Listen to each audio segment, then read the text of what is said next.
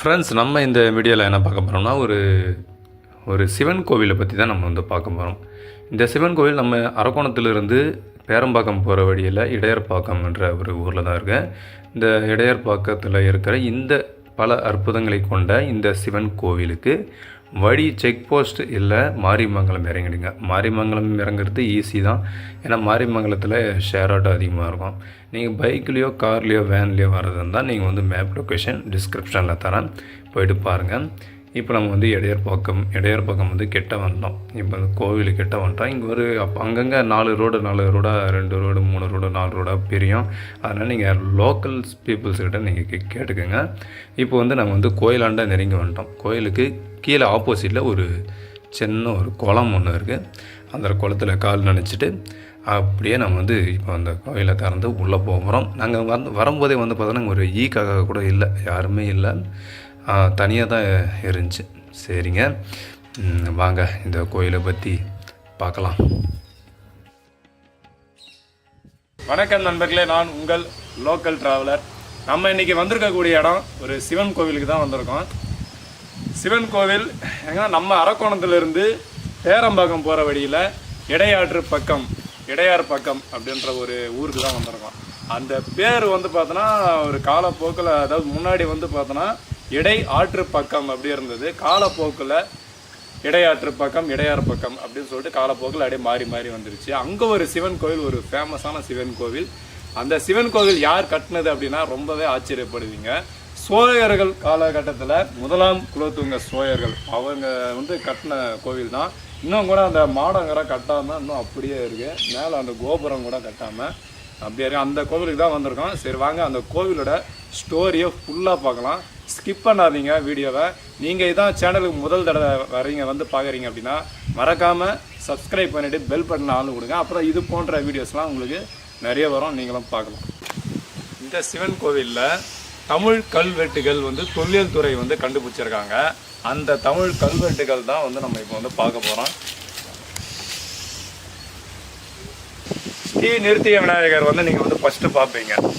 அங்கே பார்த்தீங்கன்னா கீழே வந்து பார்த்தோன்னா அந்த கற்களில் வந்து தமிழ் எழுத்துக்களாலேயே வந்து பார்த்தோன்னா போடுவோம். தமிழ் எழுத்து சோழர்கள் வந்து கட்டினதுனால அவங்க வந்து அந்த கல்லாண்ட அப்படியே போடுவோம். நம்ம வந்து படிக்கலாமா வே அப்படின்னு நல்லா ஓரளவு நமக்கே வந்து புரியிற மாதிரி தான் அந்த எழுத்துக்கள்லாம் வந்து. ஸ்ரீ நிறுத்திய விநாயகரை பார்த்தோம். அதுக்கப்புறம் வந்து பார்த்தோன்னா அப்படியே சுற்றி வந்தோன்னா ஸ்ரீ தட்சிணாமூர்த்தி எல்லாருக்குமே தெரிஞ்சிருக்கும். இங்கேயும் வந்து பார்த்தோன்னா அந்த கல்வெட்டுகள் அங்கே தொடங்கி இங்கே இந்த கோயிலை சுற்றி வர வரைக்கும் நம்ம பார்க்க போகிறோம். ஆனால் அந்த கல்வெட்டில் அந்த தமிழ் எழுத்துக்கள் அப்படியே தான் இருக்குது. இதெல்லாம் வந்து தொல்லியல் துறை கண்டுபிடிச்சி தான் இந்த கோயிலை வந்து பாதுகாத்து தொல்லியல் துறை கட்டுப்பாட்டில் நீங்கள் வந்து இருக்குது. இது வந்து நிறைய பேர் வந்து தெரியாது, நிறைய பேருக்கு தெரில. உண்மையிலேயே லோக்கல்லே இருக்கிறவங்களுக்கு வந்து பார்த்தோன்னா தெரியாது தான் நினைக்கிறேன். உங்களுக்கு தெரிஞ்சிருந்தால் கமெண்ட் பண்ணுங்கள். நீங்கள் இந்த கோயிலுக்கு வந்திருந்தால் கமெண்ட் பண்ணுங்கள். சரி வாங்க, அடுத்து என்ன இருக்குன்ட்டு பார்க்கலாம்.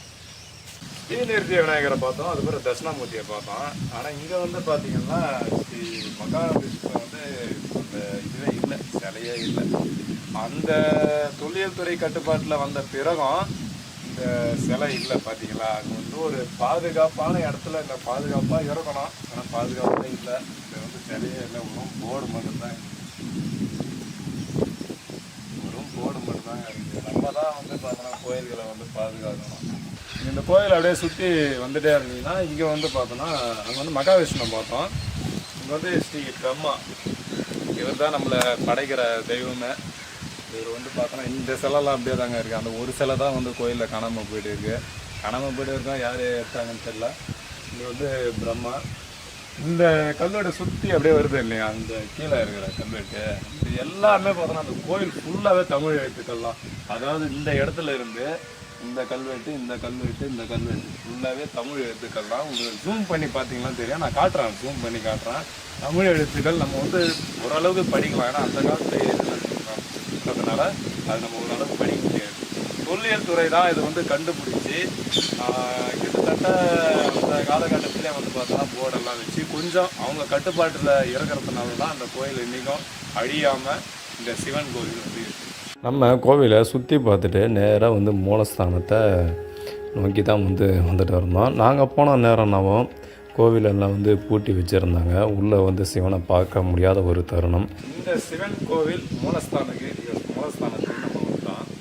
இங்கே வந்து பார்த்தோன்னா வர வழியிலே வந்து பார்த்தோன்னா நந்தி, இந்த நந்தியை பார்க்க வர எல்லாரும் வந்து நந்தி பார்த்து தான் சிவன் கோவில் வரோம். இங்கே வந்து பார்த்தோன்னா அந்த சிவன் கோவில் வந்து பார்த்தோன்னா ஸ்ரீ மகாதேவர் ஈஸ்வரர். நீங்கள் மாரிமங்கலம் வந்துட்டீங்க அப்படின்னா இந்த கோயிலோட ஃபேமஸான ஒரு பேர் வந்து பார்த்தோன்னா மகாதேவர் ஈஸ்வரர் கோவில், சிவன் கோவில் எங்கே இருக்குது அப்படின்னு கேட்டிங்கன்னா நிறைய பேர் சொல்லுவாங்க. அப்படி இல்லை மாரிமங்கலம் வந்தால் தான் பெஸ்ட்டு. எங்கன்னா அங்கே ஷேர் ஆட்டோ வந்து அதிகமாக இருக்கும். சென்னையிலேருந்து வரவங்க மாரிமங்கலம் இறங்கிடுங்க. அரக்கோணம் வழியில் தக்கோணம்பூர் ரோடு வழியாக வரவங்களாம் மாரிமங்கலம் இறங்கிடுங்க. பைக்கில் வரவங்க கரெக்டாக மேப் லொக்கேஷன் வந்து நான் வந்து டிஸ்கிரிப்ஷனில் தரேன், அப்படி செக் பண்ணி அந்த மேப் லொக்கேஷன் அங்கே ஒரு சிலர் வந்து பார்த்தோன்னா அந்த குளத்தில் ஏதோ சிலை கிடைச்சதாகவும் அந்த சிலை வந்து உள்ளே வச்சுருந்தாகவும் சொன்னாங்க. அதை தான் இப்போ வந்து நம்ம வந்து பார்க்கறதுக்கு போயிட்டு இருக்கோம். ஒரு பழமையான அரச மரத்துக்கு கீழே அந்த வந்து சிலை வச்சுருக்காங்க. இப்போ பார்த்தோன்னா நம்ம வரும்போதே வந்து ஒரு இந்த சிவன் கோவிலுக்கு முன்னாடி ஒரு குளம் ஒன்று பார்த்துருக்கோம். அந்த குளத்தில் எடுத்த விநாயகர் சிலை, அந்த சிலை கிடைச்சிருக்கு. அந்த சிலை தான் வந்து இப்போ நீங்கள் வந்து பார்த்துட்டு இருக்கீங்க. இந்த சிலை மட்டும் தான் கிடைச்சிது. இதெல்லாம் வந்து கட்டி வச்சுருக்காங்க. இந்த வந்து ஒரு பழமையான ஒரு அரச மரம். இந்த பழமையான அரச மரத்துக்கு பக்கத்தில் தான் அந்த சிவன் கோவில் அற்புதமாக வந்து சோழர்கள் வந்து கட்டினாங்கன்னா அது ரொம்ப பெரிய விஷயம். சூப்பராக நம்ம காஞ்சிபுரம் டிஸ்ட்ரிக்டில் நிறைய இடத்துல கட்டியிருக்காங்க. ஆனால் நம்ம ஊரில் கட்டினது நமக்கே வந்து தெரியாமல் இருக்கிறது தான் மிக மிக வருத்தமான விஷயம். அதுவும் அந்த கோவிலுக்கு வராமல் இருக்கிறது தான் வருத்தமான விஷயம்.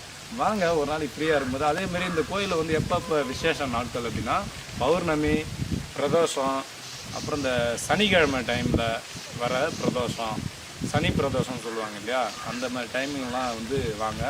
ஆனால் சனி பிரதோஷத்துக்கு வந்தீங்கன்னா சிவன் கோவிலில் ரொம்ப விசேஷமாக இருக்கும். அதுவும் நல்லது. இந்த சிவன் கோவிலில் ஒரு 5 நிமிஷம் இல்லை ஒரு 10 நிமிஷம் நம்ம உட்காந்து அமைதியாக தியானம் பண்ணிங்கன்னாவோ இல்லை தியானம் பண்ணாமல் அமைதியாக உட்கார்ந்து இருந்தாலே போதும். உங்களுக்கு மனசு அவ்வளோ ஒரு ஆறுதலாக இருக்கும். அவ்வளோ ஒரு மன அமைதி கிடைக்கணும்னா இந்த கோவிலுக்கு நீங்கள் வாங்க. இந்த சிவன் கோவில் தூங்கானை என்ற சிவன் கோவில் 1ஆம் குலோத்துங்க சோழர்கள் கட்டப்பட்ட இந்த கோவிலை பற்றி நம்ம வந்து முழுமையாக பார்த்தோம். இந்த கோவிலுக்குள்ள வெளியே வந்து பார்த்தோன்னா ஒரு வேப்ப மரம், அரச மரம்லாம் லைனாக இருக்கும். இந்த இடத்துல நின்று நீங்கள் இந்த இடத்துல பார்த்தீங்கன்னா அச்சல் வந்து பார்த்தோன்னா ஒரு யானை தூங்குற மாதிரியே வந்து யானை உட்காந்து தூங்கினா எப்படி இருக்குமோ அதே மாதிரி தான் வந்து இந்த குலோத்துங்க சோழர்கள் வந்து கட்டியிருப்பாங்க. சிலருக்கும் தெரியாது, அரக்கோணத்துலேருந்து பேரம்பாக்கத்துலேருந்து கிட்ட தான் இந்த ஒரு கோவில் வந்து நம்ம வந்து முழுமையாக பார்த்தோம். இந்த வீடியோ வந்து முழுமையாக நீங்கள் வந்து பார்த்ததுக்கு ரொம்ப ரொம்ப நன்றி. இந்த கோவிலை நிறைய பேருக்கு ஷேர் பண்ணுங்கள். நம்ம அரக்கோணம், பேரமகம், தக்கோலம் இந்த பகுதிகளில் இந்த ரூட்டில் ஒரு பழமை வாய்ந்த சோழர்கள் கட்டிய ஒரு யானை வடிவத்தில் இருக்கக்கூடிய ஒரு கோவில் எங்கேயுமே பார்த்துருக்க மாட்டீங்க. அதுவும் முக்கியமான விஷயம், தமிழகத்தில் எங்கேயுமே கிடையாதுங்க இந்த மாதிரி ஒரு கோவில். இங்கே ஒரு அற்புதமான கோவில். இது வந்து வரலாறு மிக மிக மிக ஒரு பெரிய வரலாறு கொண்டது. நானே வந்து ஒரு சின்னதாக தான் சொல்லியிருப்பேன், யார் கட்டினாங்க அப்படின்றத மாதிரி தான் நான் சொல்லியிருப்பேன். இந்த சிவன் கோவிலுக்கு வாங்க. முடிஞ்ச அளவுக்கு சோஷியல் மீடியா ஃபுல்லாக ஷேர் பண்ணிவிடுங்க, லைக் பண்ணுங்கள். நீங்கள் லைக் பண்ண தான் எல்லாருக்கும் போய் சென்றடையும். வீடியோ வந்து நிறைய பேர் பார்க்குறாங்களே தவிர ஒரு சப்ஸ்கிரைப் வந்து பண்ண மாட்டுறாங்க. சப்ஸ்கிரைப் பண்ண இது போன்ற நிறைய வீடியோஸ் வந்து அப்லோட் பண்ணுறதுக்கு எனக்கு ஒரு மோட்டிவேஷனாக அமையும்.